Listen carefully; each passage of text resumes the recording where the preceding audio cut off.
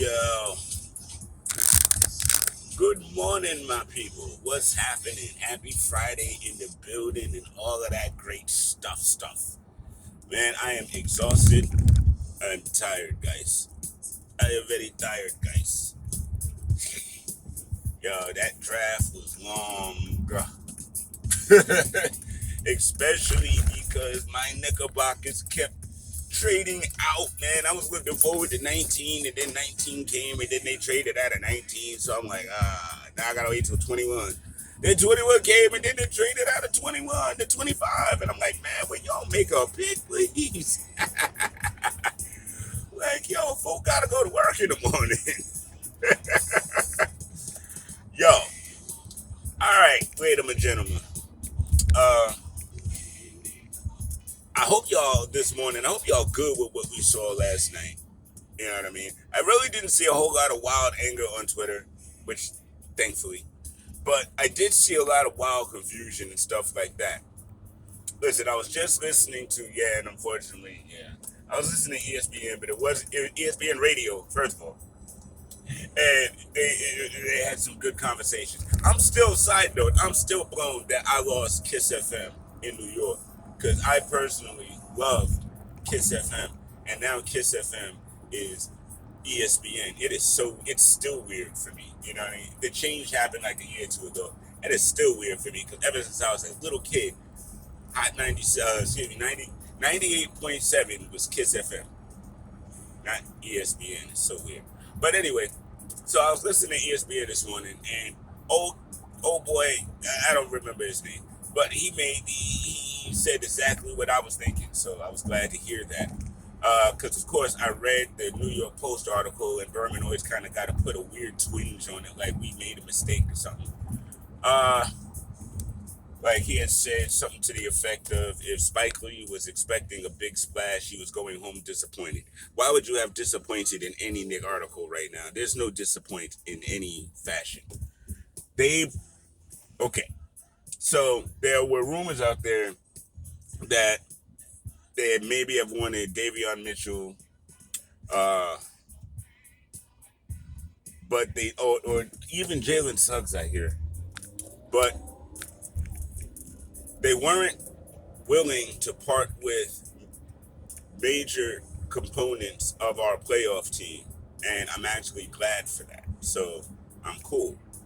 I did not ever once feel like the person or persons we were drafting this year were vital to us going forward, so to speak. So no, I wasn't really expecting us to trade up and more than maybe the 19 and 21 pick. I wasn't expecting them to attach players or anything like that to any trades.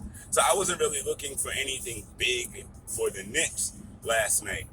The Knicks are going to make their play in the next coming week. So that's going to be a lot of fun because free agency is about to open up. And then, oh boy. But I feel like the front office sees this team as a playoff team that just now we need pieces to beef up what we don't have, or not necessarily what we don't have, but what we're not strong in. So we got Quentin Grimes. We got a solid point guard. He's not a flashy name. He's a solid role player. But he's a two-way player. He plays offense and defense, and he plays it well. And I believe the front office really like him. They last month he had a really, really good workout with them. So whether he was high on our lists or not, apparently he was on theirs. And when Trey Murphy went, that was pretty much the last small forward that they were really interested in. So they traded out of that. Why just make a pick just for the sake of making a pick? So I feel them on that.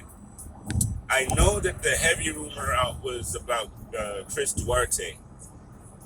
And I actually had Chris falling to us at 19 on my mock draft, actually.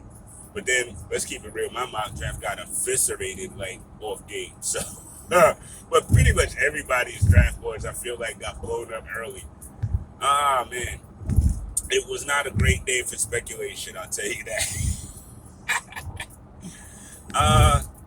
But honestly, the Knicks now still have a future draft first. They have a future first round pick from Charlotte, and you never know, that could end up being lottery. So, but again, it may not even be about the player. It might just be about the draft capital.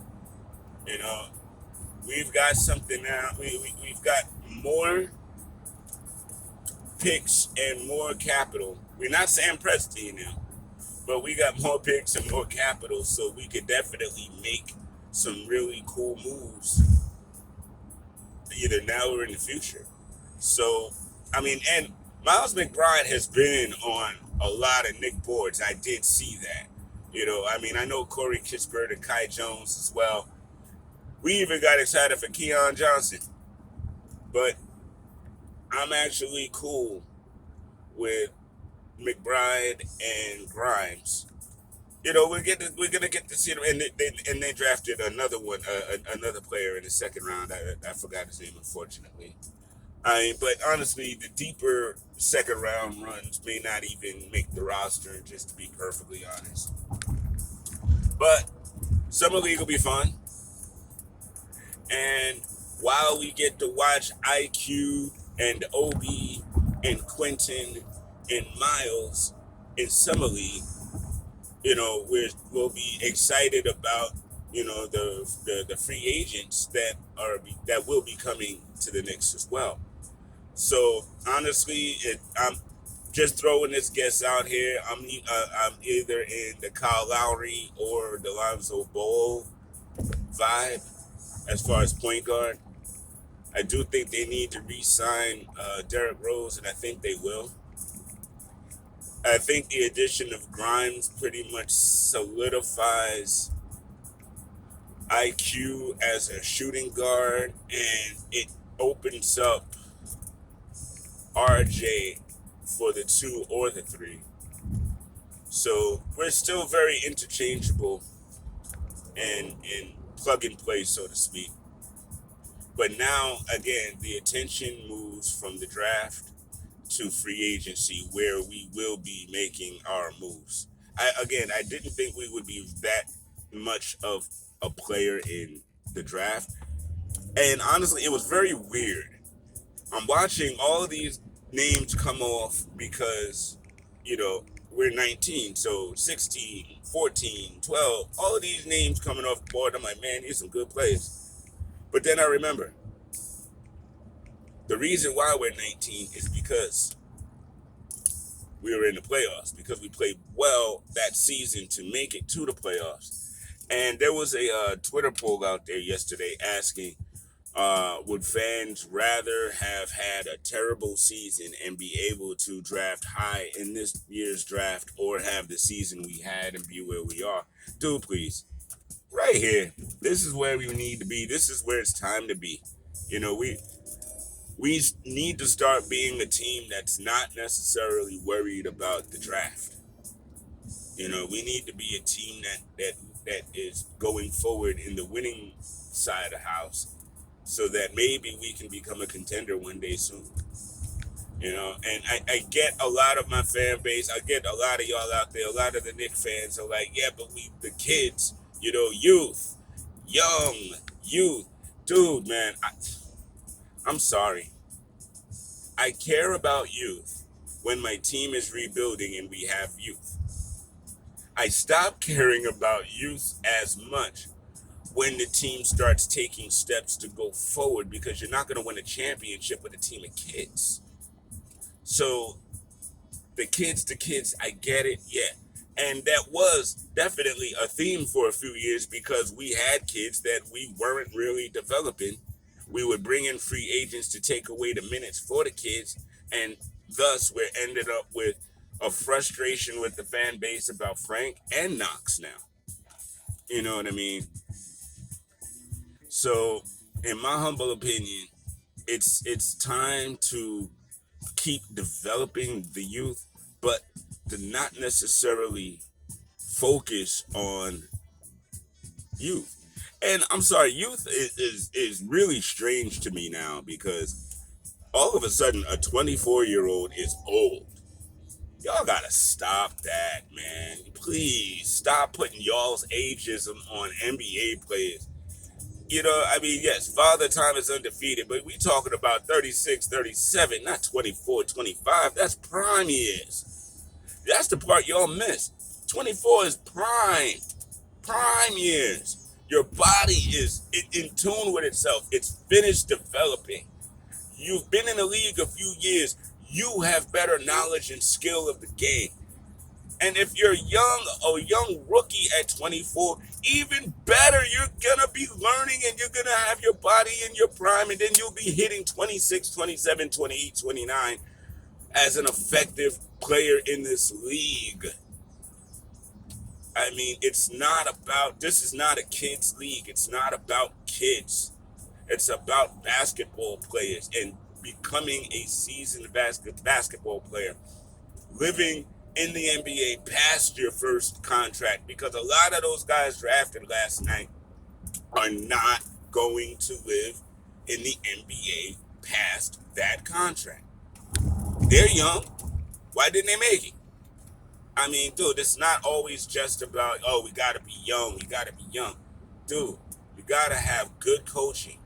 If you've got youth, are they developing? Are they becoming something? If they're not, then it's a waste to have the youth, because you're going to end up trading them away anyway, probably for some older free agents, and there that goes. I mean, I am looking forward to the season, though. I'm just saying, man, I think the Knicks did a great job as far as being intelligent about their draft strategy, about not being emotional over names, and kind of sticking to a plan that makes us a better team overall with years to come. You know, I mean, again, it's nice to hear the names, the flashy names, and go, yeah, all right, we're set. In my humble opinion, we're already set. So stop trying to trade off Obi and quickly. Stop trying to trade off Randall. You know what I mean? Now, in my next segment, we'll talk a bit more about this Obi and Randall situation, because, perfectly honest, I think that works perfectly. I know he was an eighth overall first round pick, but to me that doesn't mean he has to start. There's no rules to this thing. Like, oh, we drafted the first round, so either we got to get rid of Randall, or we got to, or we got to get rid of Obi, because Obi's gonna need those minutes. No, Obi need the minutes that Obi's gonna earn. You know what I mean?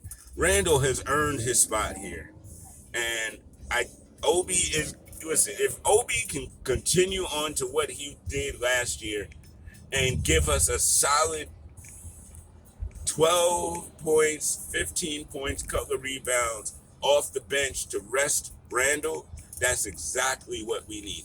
And then what if he does become into his own 20-plus point player, all-star? Now we got two guys. And if in case Randall has injury, whatever, now, again, it just makes us a stronger team overall. I mean, you need a strong bench to win in this league, as well as a great starting lineup. So I'm not really looking to weaken the bench, or anything like that. But I hear people when they talk about the Obi situation. I hear it.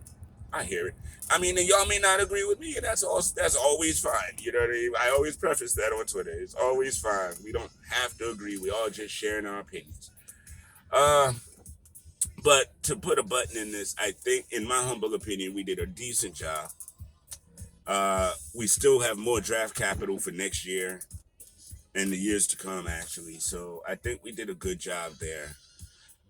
We're definitely in play in free agency, and listen, we have trade capital, so there's a lot of ways we can go. But we definitely didn't do a disappoint, and we definitely didn't do same old Knicks. This is great, actually. So enjoy your weekend, and we'll chop it up as Summer League comes along, and all of that. All right, so enjoy your weekend. Coach Foz out. Talk to you later.